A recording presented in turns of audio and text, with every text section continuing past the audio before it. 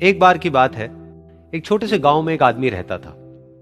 उसके घर के पास में एक पहाड़ था, जहां पर वो रोज सुबह जाता। उस पहाड़ पर थोड़ी देर के लिए वो बैठता, फिर वापस आ जाता।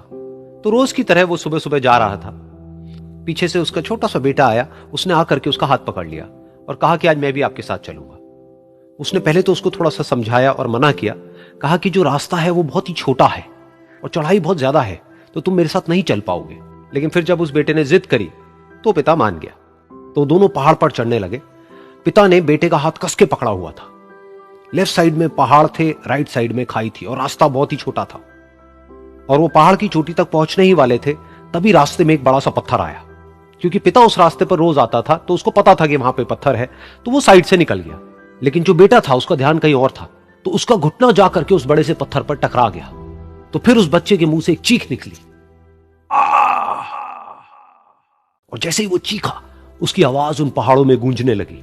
इससे पहले उस बच्चे ने कभी भी अपनी आवाज की गूंज नहीं सुनी थी, तो उसे समझ नहीं आया कि क्या हो रहा है। वो अंदर से थोड़ा सा घबरा गया।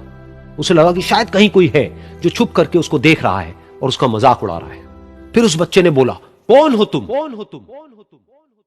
तो जब उस बच्चे ने इस गूंज को सुना, उसे गुस्सा आ गया। उसे लगा कि कौन है ये जो मेरा मजाक उड़ाए चले जा रहा है।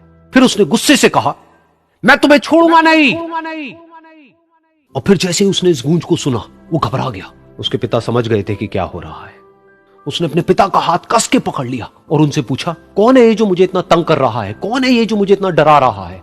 तो उसके पिता थोड़ा सा मुस्कुराए और उन्होंने खाई की तरफ देखा और जोर से बोला, मैं तुमसे बहुत प्यार करता हूं। ये सुनकर वो बच्चा हैरान हो गया। उसे समझ नहीं आया कि हो क्या रहा है, कि वही इंसान जो उसका मजाक उड़ा रहा है और उसको तंग कर रहा है, वो उसके पिता को बोल रहा है कि मैं तुमसे बहुत प्यार करता हूं। तो उसके पिता ने अपने बेटे को देखा और वो समझ गए कि उसके मन में क्या चल रहा है। और फिर दोबारा उन्होंने बोला, तुम बहुत अच्छे हो।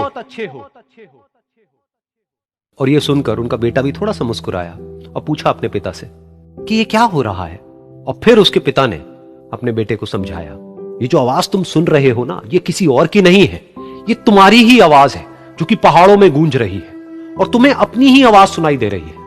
जैसा तुम बोलते हो ठीक वैसा ही तुम्हें सुनाई देता है।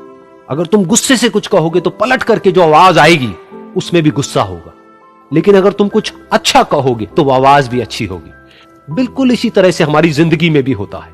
जैसा तुम अपने मन में इस जिंदगी के बारे में सोचते हो, ये जिंदगी तुम्हारे लिए बिल्कुल वैसी ही हो जाती है। अगर तुम मन ही मन अपने आप को ये बोलते रहोगे कि मेरी जिंदगी तो बहुत ही बुरी है, तो तुम्हारी जिंदगी सच में बुरी हो जाएगी।